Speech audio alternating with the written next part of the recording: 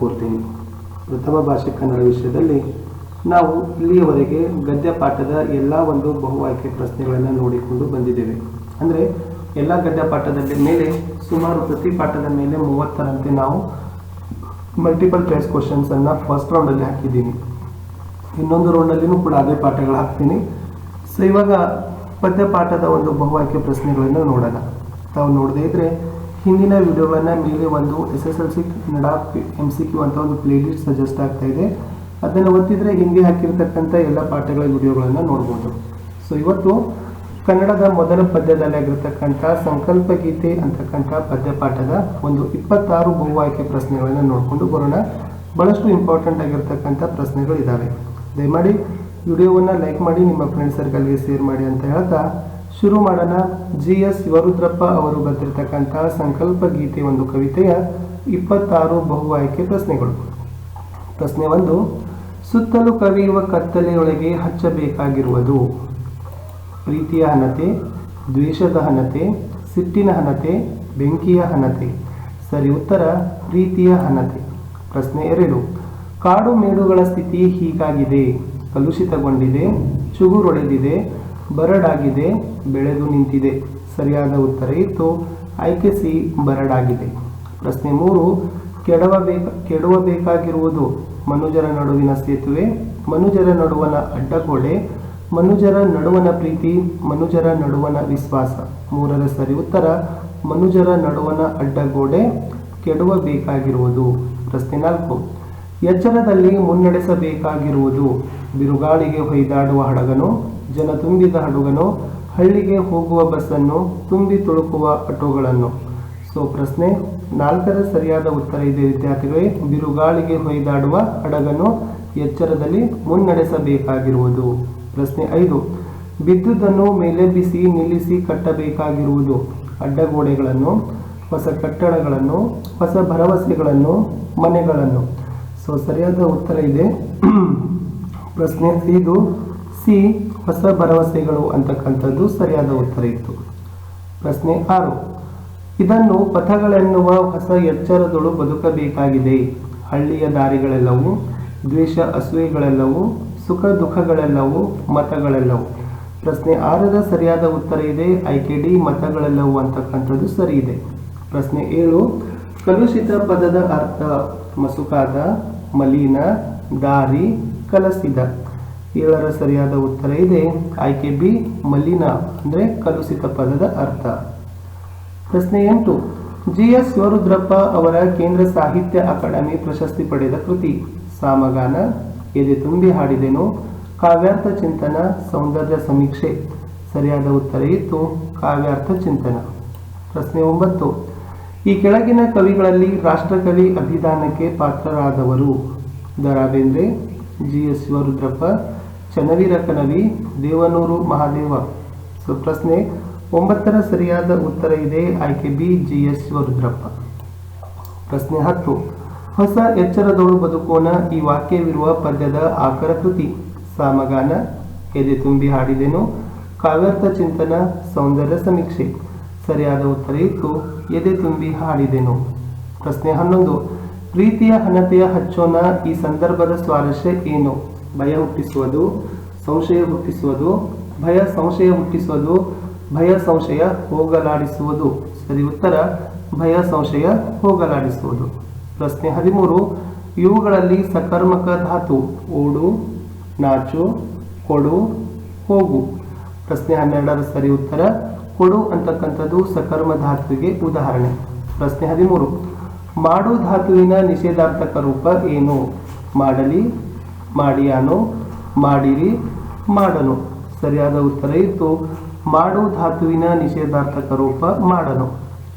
ಸಾವಿತ್ರಿಯನ್ನು ಈ ಪದದಲ್ಲಿರುವ ವಿಭಕ್ತಿ ಪ್ರಥಮ, ದ್ವಿತೀಯ, ಚತುರ್ಥಿ, ಷಷ್ಠಿ. 14ರ ಸರಿ ಉತ್ತರ ದ್ವಿತೀಯ ವಿಭಕ್ತಿ ಇದೆ ಸಾವಿತ್ರಿ ಅನ್ನುವಂಥ ಪದದಲ್ಲಿ. ಪ್ರಶ್ನೆ 15, ಚತುರ್ಥಿ ವಿಭಕ್ತಿ ಪ್ರತ್ಯಯದ ಕಾರಕಾರ್ಥ ಏನು? ಕರ್ತೃ, ಕರ್ಮ, ಕರಣ, ಸಂಪ್ರದಾನ. ಸೊ ಪ್ರಶ್ನೆ 15ರ ಸರಿ ಉತ್ತರ ಇತ್ತು ಡಿ, ಸಂಪ್ರದಾನ. ಪ್ರಶ್ನೆ 16, ನಾವು ಮುಂಗಾರಿನ ಮಳೆಯಾಗಬೇಕಾಗಿರುವುದು ಕಲುಷಿತ ನದಿ ಜಲಕ್ಕೆ, ಸಮುದ್ರದ ಜಲಕ್ಕೆ, ಸರೋವರದ ಜಲಕ್ಕೆ, ಹಿಮಜಲಕ್ಕೆ. ಪ್ರಶ್ನೆ 16ರ ಸರಿಯಾದ ಉತ್ತರವಿತ್ತು ಆಯ್ಕೆ ಸಂಖ್ಯೆ ಎ ಕಲುಷಿತ ನದಿ ಜಲಕ್ಕೆ ಅಂತಕ್ಕಂಥದ್ದು ಸರಿಯಾದ ಉತ್ತರ ಇತ್ತು. ಪ್ರಶ್ನೆ 17 ಬಿರುಗಾಳಿಗೆ ಹೊಯ್ದಾಡುವ ಹಡಗನ್ನು ನಿಲ್ಲಿಸಬೇಕು, ಎಚ್ಚರದಲ್ಲಿ ಮುನ್ನಡೆಸಬೇಕು, ಅಲುಗಾಡಿಸಬೇಕು, ಓಡಿಸಬೇಕು.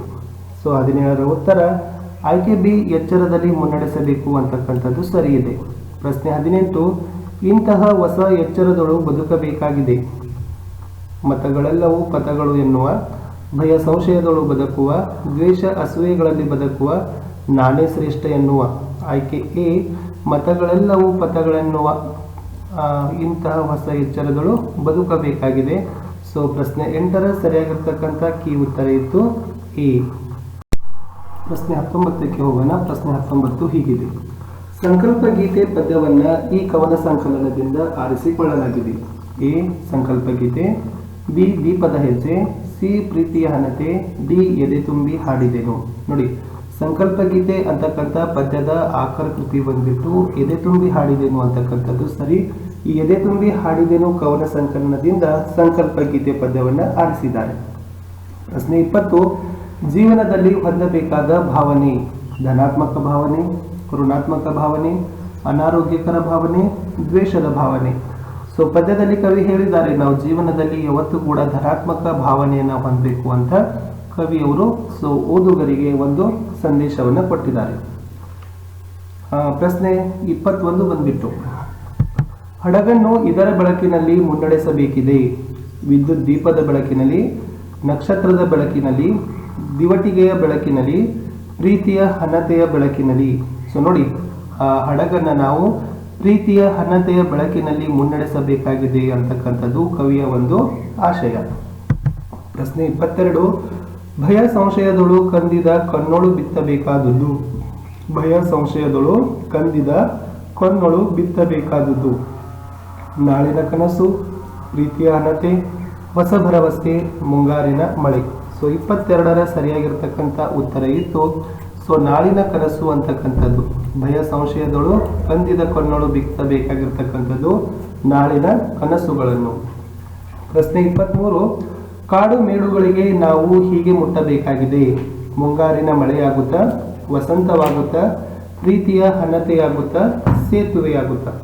23ರ ಸರಿಯಾಗಿರ್ತಕ್ಕಂಥ ಉತ್ತರ ಇತ್ತು ಕಾಡು ಮೇಡುಗಳಿಗೆ ನಾವು ವಸಂತವಾಗುತ್ತಾ ಮುಟ್ಟಬೇಕಾಗಿದೆ ಅಂತಕ್ಕಂಥದ್ದು ಕವಿಯ ಒಂದು ಆಶಯ.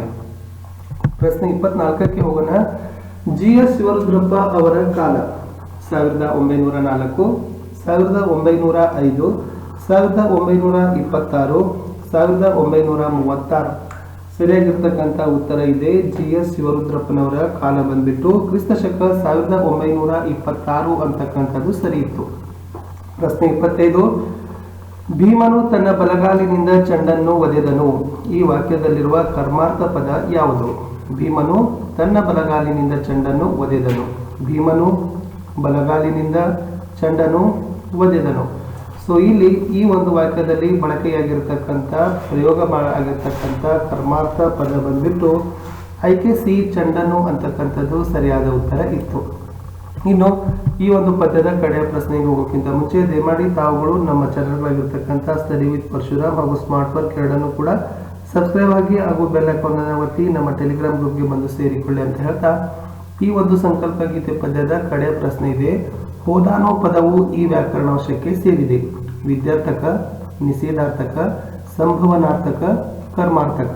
ಸರಿಯಾಗಿರ್ತಕ್ಕಂಥ ಉತ್ತರ ಇತ್ತು ಹೋದಾನು ಅಂತಕ್ಕಂಥ ಪದ ಅದು ಸಂಭವನಾರ್ಥಕ ವ್ಯಾಕರಣಾಂಶಕ್ಕೆ ಸೇರಿದೆ. ಸೊ ಇಷ್ಟಿದ್ದು 26 ಬಹುಆಯ್ಕೆ ಪ್ರಶ್ನೆಗಳು. ಸೊ ಮತ್ತೆ ಸಿಗುವ ಮುಂದಿನ ಭಾಗದಲ್ಲಿ ದಯಮಾಡಿ ವಿಡಿಯೋವನ್ನು ಲೈಕ್ ಮಾಡಿ, ಶೇರ್ ಮಾಡಿ ಮತ್ತು ಸಬ್ಸ್ಕ್ರೈಬ್ ಮಾಡಲು ಮರೆಯದಿರಿ.